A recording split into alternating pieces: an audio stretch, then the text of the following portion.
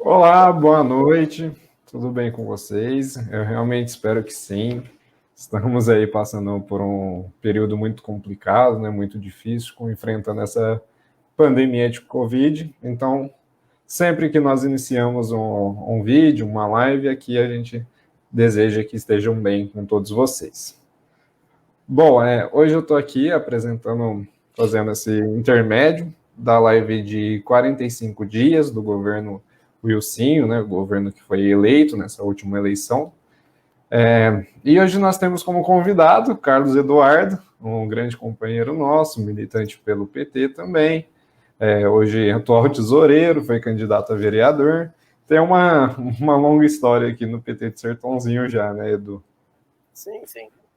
Eu queria agradecer aí o convite, né, para a gente fazer esse bate-papo para analisar, né, como está sendo aí esses primeiros dias de governo, né, desse novo governo eleito agora em 2020.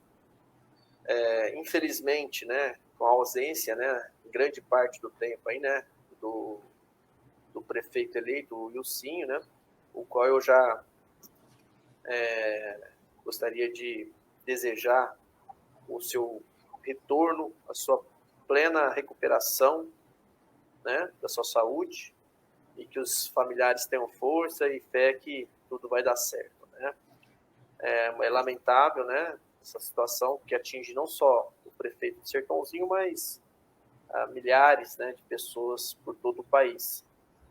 E então é uma coisa difícil até a gente analisar sobre esse ponto de vista, porque você ainda não pode cravar qual é a assinatura, qual que é a digital mesmo, qual que é o estilo de trabalho do governo, porque o seu mandatário está impossibilitado, infelizmente, eu repito. Sim, fica todo nosso desejo, né, nossa torcida pela melhora.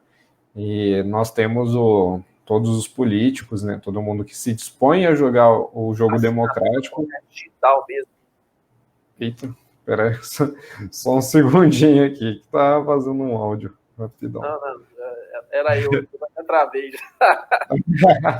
Internet.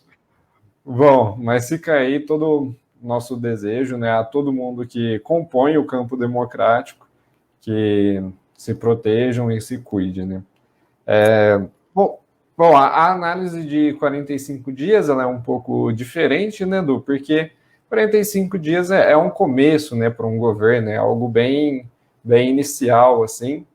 Então, como que você vê, o que você analisa, quais objetos, né, de análise você tem para poder tentar interpretar e analisar um pouco como se vai andar esse governo que a gente começou, né, em 2021.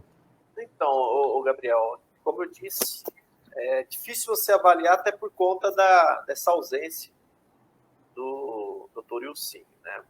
O que a gente tem visto é um empenho até narcisista, né, do vice, né, do Ricardinho, que está demonstrando aí que está acompanhando as obras, está indo sempre demonstrando, pelo menos a gente tem visto através das redes sociais, tem pelo menos aparecido nas fotos como aquele engenheiro, né, que dita como deve ser feito, como deve ser corrigido, como deve ser feito, realizado essa e tal e aquela obra, né? Alguns aspectos que eu percebi de mudança até então é a postura da comunicação, né, que esse novo governo tem apresentado, né? A gente não está aqui, eu queria até também reforçar que a gente não tem a pretensão de ser mais que ninguém. Pelo contrário, eu estou aqui como um ativista político, um cidadão sertanejino que torce para que a cidade encontre o seu melhor caminho. Então, a gente não tem a pretensão nenhuma de demonstrar alguma sei lá, alguma falsa torcida, né, de que a coisa vá mal ou por aí. Não é isso. A gente quer que a coisa ande bem, porque a cidade indo bem, a gente vai bem também. Mas o que a gente vê é essa mudança da comunicação. Eu vi, por exemplo, tem um probleminha lá, porque ele teve na Coab 3, na fila do postinho, estava lá a equipe de comunicação, entrando ao vivo em rede social, está lá na beira da ponte, lá em Cruz das Postas, está lá o Ricardinho lá subindo, descendo, tirando foto dele, olhando, apontando o dedo, né, numa pose meio que de engenheiro mesmo, né? Acho até que é a formação dele. Então é interessante essa mudança de postura em relação ao governo anterior. Não que o Zezinho não tinha essa pretensão, né, de narcisista, né, de aparecer e tal, mas no caso do Ricardinho, a gente percebeu um pouquinho mais aguçada nessa vontade de demonstrar serviço, né? Tirando essa questão da comunicação, que deu uma mudada mesmo, a forma de interagir com a população, que tudo iniciou lá atrás, né, quando teve um problema com as redes sociais, que o governo anterior derrubou as redes sociais, eles foram lá recuperar, deu toda aquela polêmica, né, de manter as redes sociais como meio de comunicação. Dali se viu a importância que eles dariam para esse instrumento de comunicação. E a gente vê que eles estão fazendo o dever de casa, estão atuando de forma a manter a população, pelo menos ter esse diálogo mais pontual. Vamos ver até quando eles vão manter assim, porque esse primeiro momento, a cidade ela se apresenta com os problemas, as pessoas vão se ajustando ali, os secretários, os departamentos vão se ajustando ali para poder prestar um melhor serviço, ou tentar prestar um melhor serviço. Então, vamos ver até quanto o fôlego deles aguenta para manter essa comunicação em dia, né? Outra coisa que eu queria ressaltar, eu achei importante trazer aqui para o pessoal que está nos acompanhando, eu, como integrante, dirigente do Partido dos Trabalhadores, não represento necessariamente a opinião do Partido dos Trabalhadores. Quero deixar bem claro que aqui eu vou estar expondo a minha opinião pessoal de assuntos que a gente tem acompanhado através das redes sociais, né? Então, a gente está mesmo fazendo esse bate-papo, mas com minha opinião pessoal, não representa aí a opinião do partido, nem de nenhum dos seus membros, né? Então, o Gabriel, o que eu vejo mesmo é essa situação. A gente não consegue enxergar ainda uma mudança em relação ao governo anterior, fora essa questão da comunicação. Que eu vejo muito mais do mesmo em relação a muita coisa, até porque muitas pessoas que integram hoje o governo atual já integrou, né, no passado, os governos do Zezinho Gimenez. Uma hora, outra hora o governo do Nélio Costa, que na última eleição estava junto com o Zezinho Gimenez, né?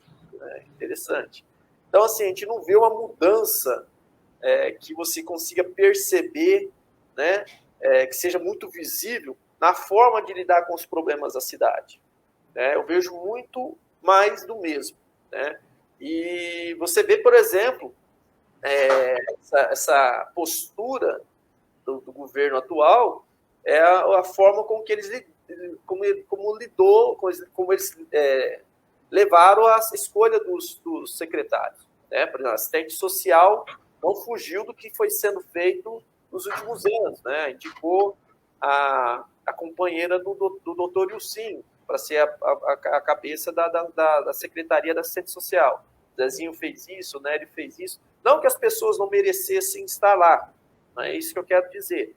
Mas eu quero dizer que até na escolha do secretariado não fugiu muito do roteiro previamente desenhado para o tipo de governo. Parece até que é uma obrigação, parece que tem alguma lei que tem que escolher a mulher do prefeito para ser a secretária de assistência social, né? Também quero dizer, não quero aqui dizer que ela não tem a competência para tal, né? Até porque ainda estamos no início de trabalho, a gente até quer acreditar que tem essa competência, mas acho que de repente poderia ter fugido desse roteiro. Só um minutinho, deixa eu só puxar aqui Desculpa aí que deu um sinal aqui que a bateria vai acabar, senão... Bom, é bom lembrar também, né, Edu, que essa análise de 45 dias, dificilmente você chega numa conclusão logo dela, né? Sim. O mais importante é apontar questões que provavelmente vai ficar em evidência no decorrer do mandato, né? Então tem isso é uma coisa interessante de se falar sobre uma análise de 45 dias. A nossa intenção aqui não é chegar numa conclusão, tipo, portanto, é isso. A nossa intenção é destacar, falar assim, olha, esse ponto aqui, eu acho que vai dar o que falar. Esse ponto aqui é diferente da outra gestão. E também, apesar de ser gestões diferentes, a gente tem que destacar também que continua no mesmo partido, né? O Zezinho era 45 e o Silvio também é. Os dois são do PSDB. Então... Exatamente. A gente não estava lá dentro do PSDB, a gente tem poucas informações do que aconteceu para esse rompimento da base do Zezinho, que boa parte dela foi para apoiou o Wilsinho, mas a gente vê que é continuismo, é continuidade. Eu acho até, assim, uma opinião particular, que houve até uma pioria, né? Entre aspas, uma pioria na escolha de alguns secretários, né? Porque, por exemplo, a escolha, por exemplo, do secretário de Segurança Pública foi mais política do que técnica. Foi uma escolha infeliz do novo governo e que a gente vai ter problemas, não vai demorar muito. A gente tem situações de denúncias aí de moradores reclamando da postura da Guarda Civil em bairros da periferia. Eu vi um vídeo, eu tive acesso a um vídeo em que a população, guardas da Polícia Civil, né, da Guarda Civil, armados de forma truculenta, atirando tudo sem alvo, né? E aparentemente, né, pelo que a gente viu no vídeo, sem razão. Eu tenho, por exemplo, contato com o pessoal, com moradores lá, amigos da gente, que tem relatado um aumento na truculência para com a população desse bairro. E isso é, de certa forma, ruim, porque um bairro operário, né, de pessoas, de certa forma, com uma desproteção social muito grande, a gente vê uma postura do município, né, do governo municipal ou do Estado, de uma forma desproporcional, né? Eu acho que as polícias, seja ela da Guarda Civil, seja ela a Polícia Militar do Estado, né? Ela precisa ter uma postura mais humanizada, né, de ser mais companheira da população, porque a população ela não é inimiga, muito pelo contrário, ela é que é a recebedora do serviço público, né? Então a gente tem que tomar um cuidado muito grande com essa área, que é a área da segurança pública. Eu vejo com muito receio, eu vejo com muita preocupação a indicação do secretário. Eu não cabe a mim julgar, porém, a gente não tem ideia, assim, a gente não tem dentro da formação dele, da experiência do secretário, a gente não tem como ter base para poder falar que vai dar sucesso nisso daí. Não tem experiência, né, com a questão da segurança pública. Até porque, segundo alguns boatos que a gente acompanhou, esse secretário ia integrar um outro secretariado. Ele segundo diz até o próprio vereador Cezinha, no discurso lá da posse da mesa diretora, ele disse que o indicado para a Secretaria de Cultura seria o que foi indicado para a Secretaria de Segurança Pública. Então, assim, qual era o critério da escolha desse secretariado?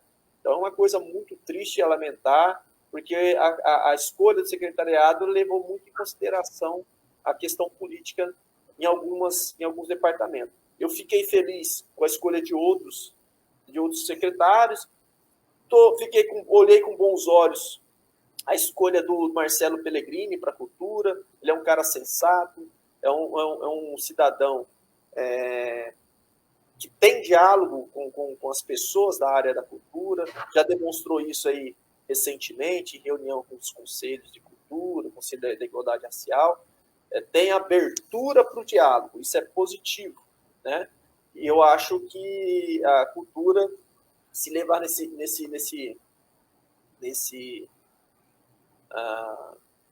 nessa toada, tem a ganhar. Não cultura, turismo e turismo, né? Eu acho que está na pasta dele. Eu vejo com bons olhos essa escolha. E a Luciana, né, que foi diretora da Univesp em Sertãozinho, a gente conhece o trabalho dela, sabe o quanto ela é esforçada e quanto ela é conhecedora do assunto. A gente também vê com bons olhos a escolha da Luciana na Secretaria de Educação. Os outros secretários, a gente vê que tem experiência na área, então a gente é só aguardar, acompanhar e ver o resultado do trabalho. Né?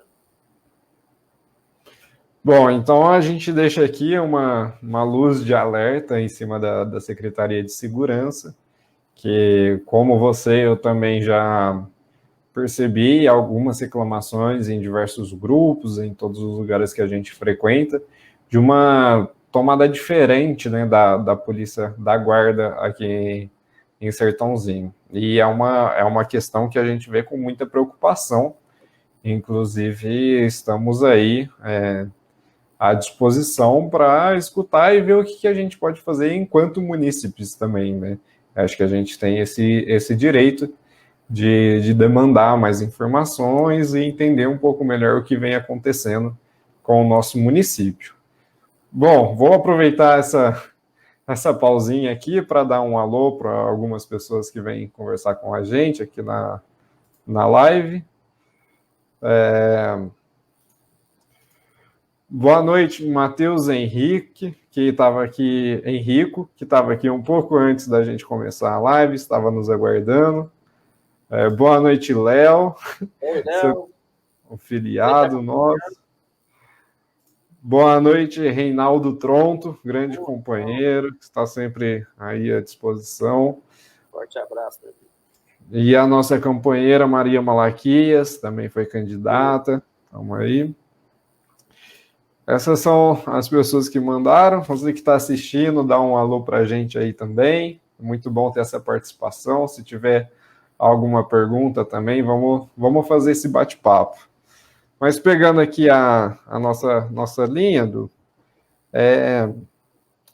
como que você vê essa questão, como o município vem adotando medida, né? Como que a gente pode comparar com cidades da região também o enfrentamento à pandemia, né? Essa questão que assola a todos nós. Acho que é impossível hoje você fazer uma análise de qualquer governo sem essa questão da pandemia, né? É uma coisa que ela mudou o trajeto de todo mundo, de todas as pessoas, e hoje hoje estamos aí chegando em medidas extremas, né? Bom, se você puder comentar um pouquinho. Então, a questão da pandemia, ela é muito complexa, porque ela não só atinge a questão da saúde, né? Ela tem um envolvimento, né? Ela vai atingir outras áreas, como a questão econômica, a questão social, né? Além da questão da saúde, e além de todo a vida de milhões de pessoas em várias áreas, em vários setores, né? O pessoal da arte, da cultura, o pessoal do entretenimento, estão dependendo, né, de boas práticas, boas políticas para esse momento.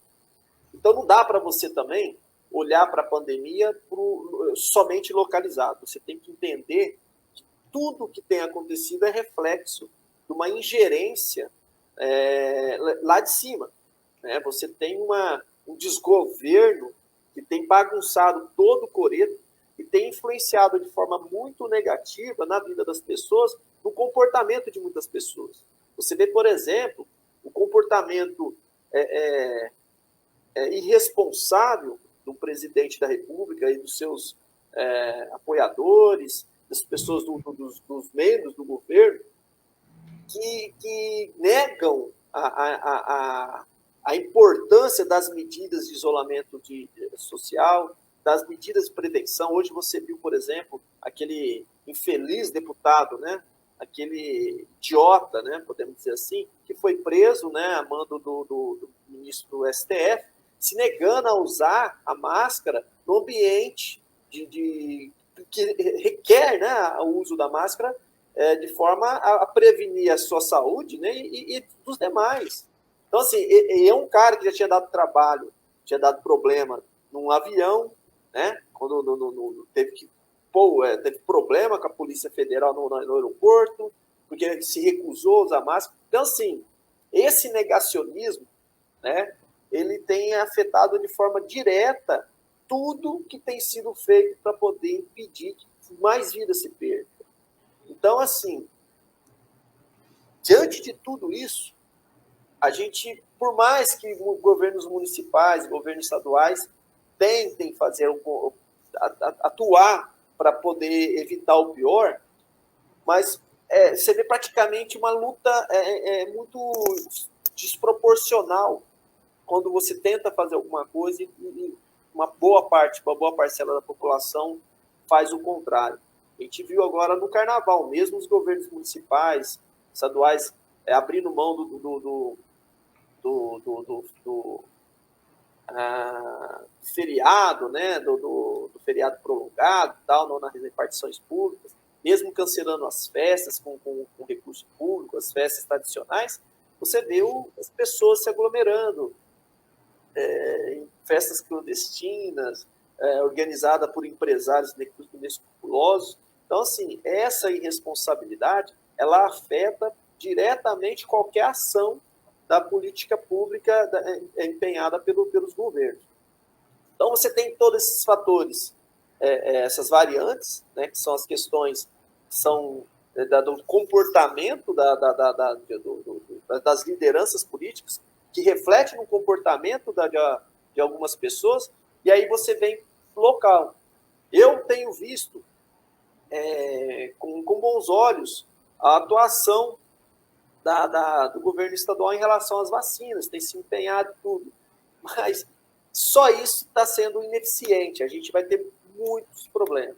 E não tenho visto, por exemplo, na questão local, pelo menos até agora não foi anunciado nada, nenhuma ação pensando globalmente, pensando de forma holística o problema que a pandemia vai causar. Né? Queda de receita para o município, quebra das empresas, né? Desemprego, a questão social, você vê o aumento da pobreza, assim, tá olhos nus, você vê o aumento de pessoas nas ruas, em condições de desproteção social muito grande. Então, eu tenho visto muito pouco, aliás, quase nada, ou nada, vou ser honesto, de ação desse governo que está aí hoje, pensando holisticamente. Né? Eu vi algumas conversas que o governo fez com alguns setores, eu vi algumas reuniões que foram organizadas pelo governo, mas eu não vi de ação prática mesmo nada, não tinha nenhum plano, nada foi apresentado para poder unir a população em torno, né, de um objetivo que eu acho que vai ser sair dessa crise, né, que vai se apresentar. A gente não tem do governo federal mostras de dar de plano tanto para vacinação quanto para a questão econômica, então a gente fica muito apreensivo, né, com tudo isso. Eu vejo que em Sertãozinho, o governo anterior, né, do prefeito anterior, ele foi muito irresponsável quando ele, por exemplo, até a campanha eleitoral, ele de forma política agiu querendo botar na cabeça das pessoas a questão da cloroquina, né, da hidroxicloroquina, da ivermectina, como algo salvador, né? Algo que ia resolver o problema da pandemia, que hoje a gente deixou bem claro que não salvou, que não ajuda, que é ineficaz, é ineficiente. Então, eu vejo uma irresponsabilidade dele em relação a isso. Só que, por exemplo, assumiu o novo governo, mesmo quando estava presente lá o doutor Ilcim, eu não via sendo apresentado nada que mudasse essa política, né? Eu não vi, por exemplo, aumentar, por exemplo, a fiscalização. Eu não vi, por exemplo, se precisar denunciar alguma festa, alguma coisa, qual que era o procedimento? É para a polícia? É para a Guarda Civil? Para que número que liga? Eu tentei contato com a Guarda Civil e o telefone tocou e ninguém atendeu, né? Os números são oficiais, tem alguém para atender? Como que tem algum outro número para ligar? Tem um disco de denúncia? Por exemplo, agora teve o Carnaval, teria que ter uma campanha alertando as pessoas para não aglomerar, para não fazer festa, e caso tenha, para pessoas ligarem. Isso não foi feito. Então, assim, eu vejo com pesar, com tristeza, o governo que entrou é mais do mesmo do que saiu. Né, em várias áreas, tanto na questão do trato com a saúde, no trato com a segurança pública, que eu acho que até está tendo uma pioria aí, né? Então, é muito preocupante esse início de governo. Vale lembrar também que o Ilcinho era vereador, né, durante o governo Zezinho. Então, essa postura de cobrar, de questionar, por exemplo, o uso da cloroquina, poderia ter sido feito de forma mais incisiva, de forma mais pública, né? Porém, até então era companheiros de partido, né? Acho que não... O pior de tudo, Gabriel, desculpa te cortar, mas ele é médico. Hoje, infelizmente, né, não que a gente torceu para isso, nada disso. Pelo contrário, a gente não deseja esse mal para ninguém, mas ele é uma pessoa que está sofrendo com a doença, né? E mesmo em campanha, ou antes da campanha, quando o Zezinho, nessa jogada política, quis fazer o povo, enganar o povo com essa questão da hidroxicloroquina, onde até 4 infectologistas se desfizeram do serviço público, né? Por conta dessa decisão autocrática dele, essa decisão monocrática, né? Eu vi o Zezinho, eu não vi o Ilcinho em nenhum momento se posicionar em relação a essa situação. Em nenhum momento eu vi ele apresentar um plano para poder combater, fazer um plano que olhasse para a pandemia como um grande problema para o município. Não vi nada disso, né? E a gente fica aí aguardando que algo possa ser feito, né? E as pessoas morrendo, as pessoas adoentando. Sertãozinho é uma cidade com 120 mil, 125 mil habitantes, né? Araraquara, que vizinha, foi identificada a cepa lá da Amazônia. Está entrando em caos no sistema de saúde. A gente tem que lembrar que durante toda a pandemia, Araraquara foi um exemplo de gestão do serviço público, de gestão da crise causada pela pandemia. E olha que Araraquara socorreu muito pessoas que não tinham onde ser internadas em Sertãozinho para Araraquara, para Serrano. Por quê? Porque Araraquara tinha uma estrutura. E a gente está vendo o que está acontecendo em Araraquara, quase, aliás, já está com 100% de lotação dos leitos, né, de UTI da Covid, um problema muito sério, que é a nova cepa da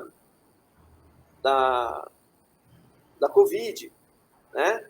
E a gente não vê uma reação do governo local em relação a isso, vendo cidade aqui próximo e não fazer nada. Sertãozinho já tem quase o mesmo tanto de óbitos que tem Araraquara, enquanto lá é 150, aqui é 148, sendo que aqui tem a metade da população. E olha, isso já se passou um ano de pandemia, né? E lá estão passando apurados. O que nós estamos fazendo aqui para evitar o caos aqui? A gente tem que lembrar que Sertãozinho não tem estrutura para atender uma quantidade muito grande de pessoas com problemas gravíssimos da Covid. A gente tem que mandar para outros hospitais. O próprio prefeito está em outro hospital, em outra cidade, está em Ribeirão Preto. Né? Então, a gente tem que procurar cobrar, questionar o governo para que ele tome uma atitude. Não só em relação à questão de ampliação de lei, porque não ouvi um vereador iniciante em mandato falar que ia entrar protocolar e pedir para o Ricardo Silva, lá um deputado, para aumentar o número de leitos. Ele esqueceu que depois aumenta mais leito, precisa de mais médico, precisa de mais oxigênio, precisa de mais estrutura. Ele tinha que estar lutando para melhorar a fiscalização das aglomerações. Tinha que cobrar que os estabelecimentos comerciais cumprissem a questão do isolamento, que cumprissem com a questão das medidas preventivas, né? Não aumentar mais leito. Quer que as pessoas fiquem doentes, que as pessoas morram? Não. Nós temos que agir na prevenção da situação. Certo? E a gente hoje vê, falando de vereador, a gente vê vereadores, né? Pô, legal que a gente renove a nossa Câmara, né? Mas você vê vereadores que acham que vereador é zelador. É importante cuidar da zeladoria da notícia? Sim, é importante. Mas quando a coisa não está funcionando, não é ele que tem que cuidar disso. Não é o vereador. O vereador tem que fazer funcionar o serviço público para não precisar dele. Aí você vê lá vereador batendo no peito, eu vim aqui e fiz trocar a tampa do bueiro. Não era para estar quebrada a tampa do bueiro, era para o cidadão ser autônomo e ter onde ligar para poder cobrar. Nós voltamos em vereador ou voltamos em zelador? Então a gente precisa cobrar do poder público uma postura mais madura em relação aos problemas que a cidade tem enfrentado. Eu, sinceramente, para alguns vereadores que forem eleitos, eu só tenho a lamentar. Bom, pegando aí esse trecho que você trilhou, vale a pena lembrar que uma das funções do vereador é cobrar e fomentar as autoridades fiscais daquele problema. Porque quando você, por exemplo, é um exemplo clássico, não estou me referindo a nenhum vereador em específico, acontece em todas as cidades. O vereador que bate no peito e fala que ele arrumou o asfalto da casa, não sei, perto, não sei de onde. Isso, você vai ver em todas as cidades. Sim. Gente, o problema não é o vereador. A empresa contratada por fazer o asfalto, por manter o asfalto do jeito certo, ela tem um órgão fiscalizador. É função do órgão fiscalizador fiscalizar se o serviço que você, munícipe, está pagando para uma empresa fazer, está sendo feito de forma correta. Não é função do vereador sair na rua caçando buraco, gente. Função do vereador é investigar não, é procurar e entender o porquê que o órgão fiscalizador não está fiscalizando. Sim. Por que tem tanto buraco? Por que quem deveria estar fiscalizando não está na rua fiscalizando? Porque a empresa contratada para fazer a manutenção não está fazendo a manutenção. Isso é o que a gente tem que começar a olhar, entendeu? Aí a gente já pega um pouquinho mais profundo. Quais são as empresas que ganham as licitações para fazer essa manutenção? Quem são os donos, os sócios dessas empresas? Por que tem empresa de construção que ganha todas as licitações da cidade, entendeu? São esses os pontos que a gente tem que começar a questionar. São esses os pontos que a gente tem que ir atrás. Não se o buraco na rua da dona Maria está lá ou não está. Esse buraco é uma coisa importante, ela tem que ser consertada? Tem que ser consertada. Mas não é mérito nenhum de vereador nenhum estar procurando o buraco. Isso aí é função da organização fiscalizadora, não de vereador. Eu vejo muito essa situação com a história do vereador que se preocupa com o cisco no olho. Quando, de repente, tem uma rocha na frente dele, ele não está enxergando. Né? Nós tivemos um problema com a Câmara Municipal, que gastou lá 15 milhões de reais, e no prédio ninguém falou mais nada dos desvios que eventualmente podem ter ocorrido lá. Então, o que acontece? Você tem obras na cidade, por exemplo, as pontes foram derrubadas, depois criou emendas, né, parlamentares para poder fazer as pontes de novo. Aí tem ponte de 500 mil e tem ponte de 1 milhão e 100.